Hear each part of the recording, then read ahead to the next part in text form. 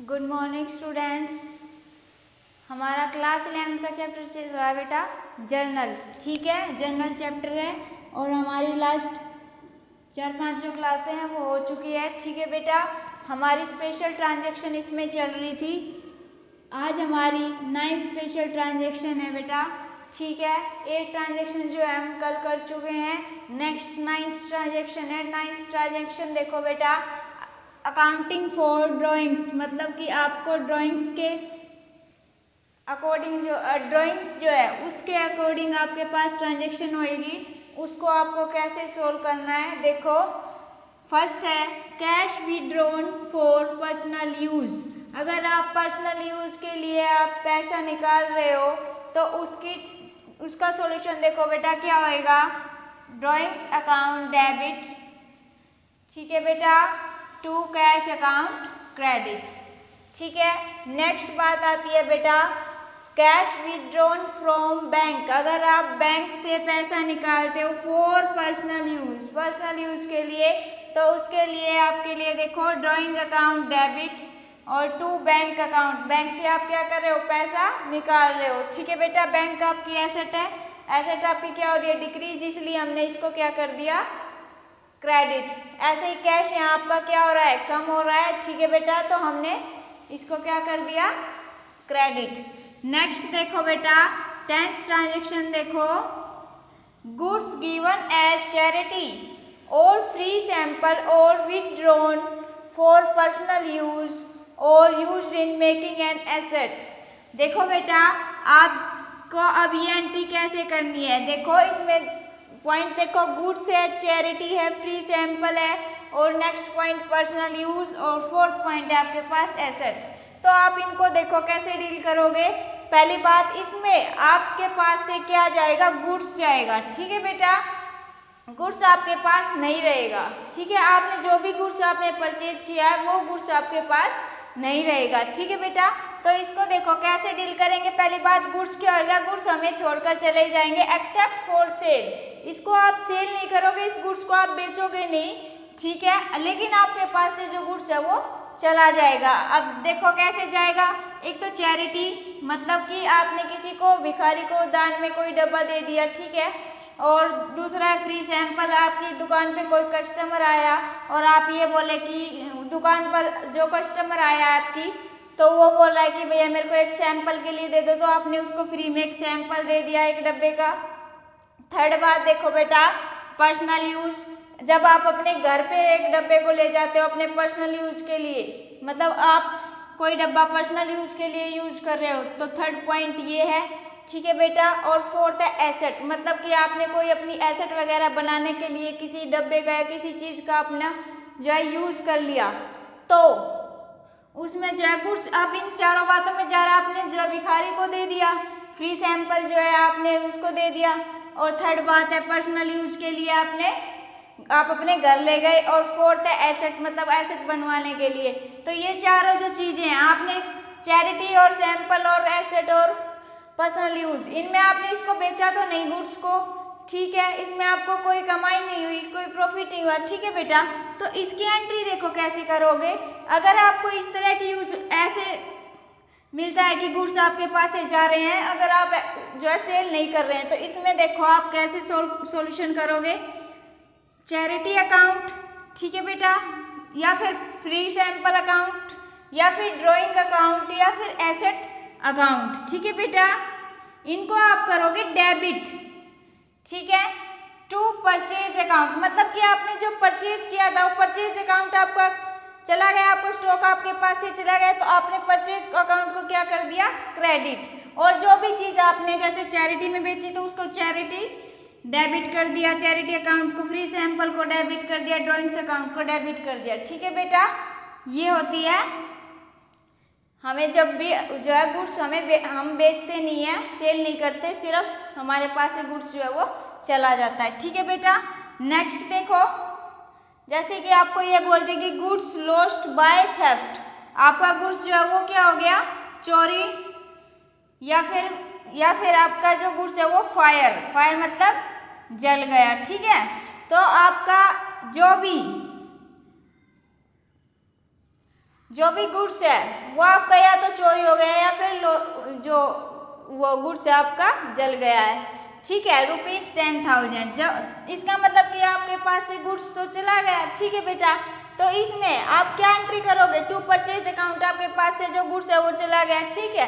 तो देखो अब इसमें क्वेश्चन है, इंश्योरेंस कंपनी एक्सेप्टेड 60% क्लेम। जो इंश्योरेंस कंपनी है, आपने अगर आपका गुड्स चोरी हो गया या फिर जल गया है तो जो इंश्योरेंस कंपनी है वो आपको 60% जो है क्लेम दे देगी, ठीक है। यानी कि आपने मान लो कि आपका गुड्स जो था वो 10,000 का था, तो 10,000 का आपका गुड्स था, उस पर आपको 60% जो है मिल गया।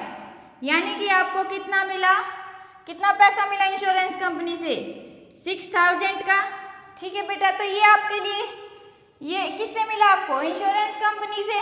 तो आपके पास कितना पैसा है, insurance company account debit to 6,000, ठीक है बेटा। नेक्स्ट बात आती है 4,000। 4,000 का क्या हुआ, आपको लॉस हुआ है ना, आपको 4,000 का लॉस हुआ। 6,000 तो आपको मिल गए 10,000 में से, और 4,000 का क्या हो गया, आपको लॉस हो गया। तो इसको आप ऐसे लिखोगे, insurance company account debit 6,000, profit and loss account debit 4,000 to purchase account 10,000, ठीक है बेटा।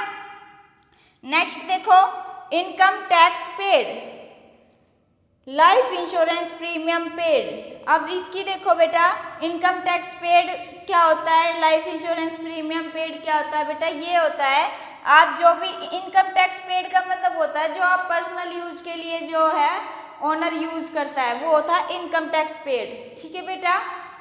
ये होता है पर्सनल टैक्स, ना कि प्रॉफिट के लिए। प्रॉफिट के लिए बेटा अलग से टैक्स जो है वो होता है टैक्स, ठीक है।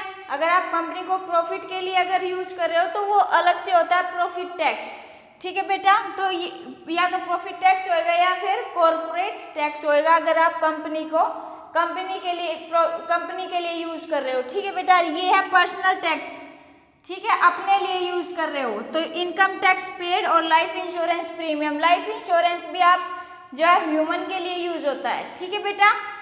तो ये हो गए पर्सनल टैक्स।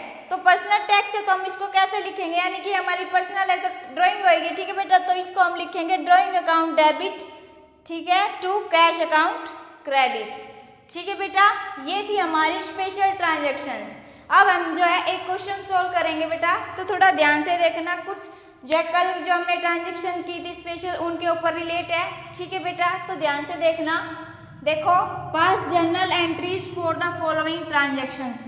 अब आपको जो ये क्वेश्चन मैंने सोल्व कराया बेटा, इसमें मैंने आपके लिए परफॉर्मा जो है वो नहीं बनाया, आपको अपना परफॉर्मा खुद बनाना है। उसमें आपको नरेशन भी जो है वो उसकी खुद लिखनी है, ठीक है बेटा।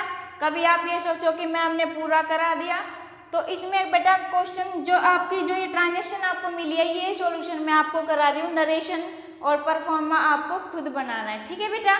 देखो, फर्स्ट ट्रांजेक्शन अप्रैल 2021, 1 अप्रैल की है, ठीक है बेटा। Mohan is declared insolvent, Mohan क्या डिक्लेयर कर दिया, इंसॉल्वेंट, ठीक है। Received first and final dividend from his official receiver 50 पैसे। 50 पैसे का मतलब क्या बताया था बेटा कल, 50%, ठीक है, 50% इन ए रूपी अगेंस्ट ए डेट्स फॉर ₹5,000।